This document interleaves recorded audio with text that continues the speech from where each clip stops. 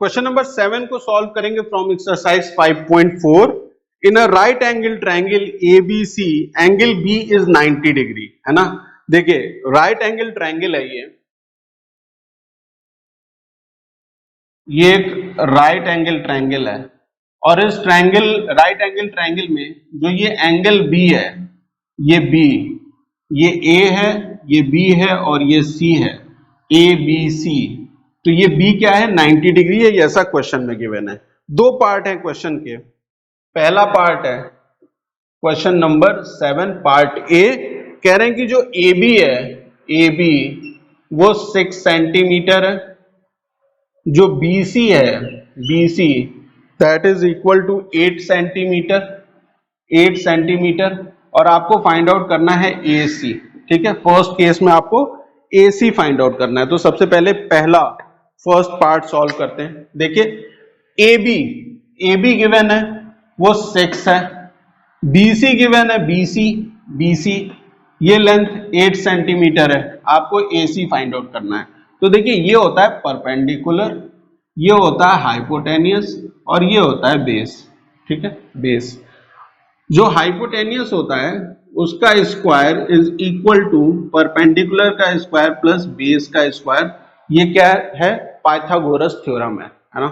किसी भी right angle triangle में जो हाइपोटेनियस होगा उसका स्क्वायर अगर आप करें और परपेंडिकुलर का स्क्वायर कर लें और बेस का, और इन दोनों को ऐड कर दें, तो ये दोनों क्या हो जाते हैं, बराबर हो जाते हैं।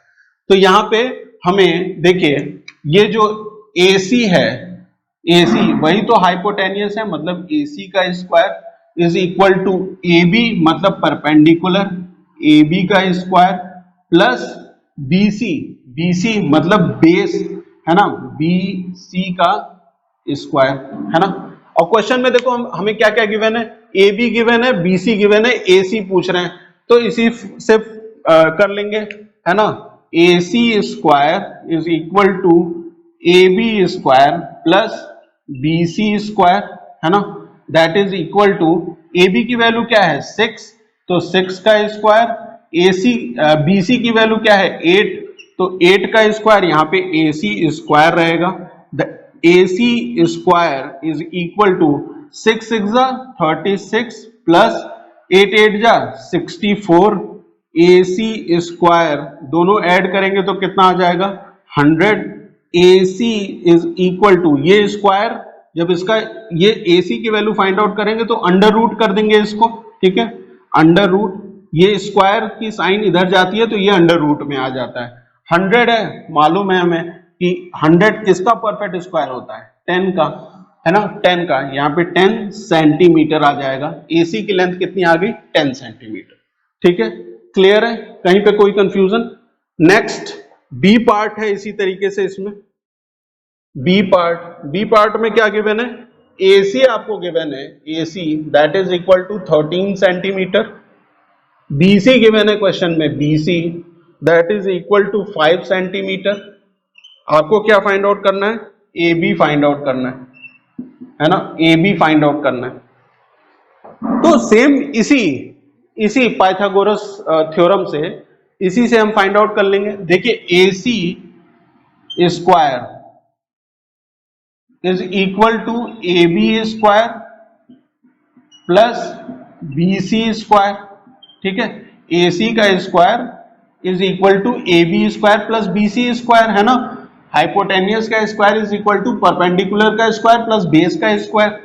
तो AC की वैल्यू गिवन है 13, तो 13 का स्क्वायर कर लेंगे, प्लस AB की वैल्यू तो हमें फाइंड आउट करनी है तो इसको एज इट इज रहने दीजिए। BC की वैल्यू गिवन है 5 का स्क्वायर हो जाएगा। 13 का स्क्वायर 169 होता है ना, नहीं याद है तो 13 इंटू 13 करके देख सकते हैं। 13 इंटू 13, 3 3 जा 9, 3 1 जा 3, और यहाँ पे 13 ऐड करेंगे तो 961 169 आता है। ठीक है, क्लियर है, नहीं याद है तो गलत मत करिएगा, मल्टीप्लाई करके चेक कर लीजिएगा।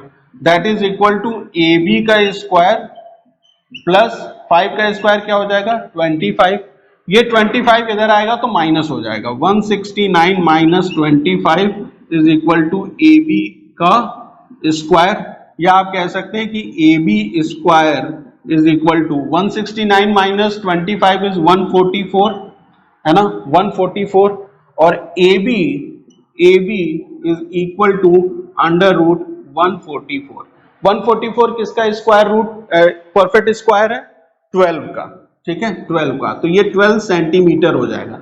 इन केस आपको याद नहीं है कि ये किसका है, तो आपको डिवीजन मेथड तो पता है ना, 144 ये पेयर हो गया, 1 किसका परफेक्ट स्क्वायर होता है 1 का, तो 1 से 1 टाइम यहां माइनस करेंगे 0 आ गया, ये 44 नीचे आ गया। 1 का क्या हो जाएगा यहाँ पे 222। अब यहाँ पे क्या चाहिए, यहाँ पे एक ऐसा नंबर चाहिए जिससे हम मल्टीप्लाई कर दे तो 44 आ जाए, 2 ले लीजिए, यहाँ भी 2 आ जाएगा, 2 2 जा 4, 2 2 जा 4, माइनस करेंगे तो 0, तो 12 आ गया, है ना। क्लियर है, आप डिवीजन मेथड से भी सॉल्व कर सकते हैं। तो ये था क्वेश्चन नंबर 7। मिलते हैं नेक्स्ट क्लास में। Thank you for watching.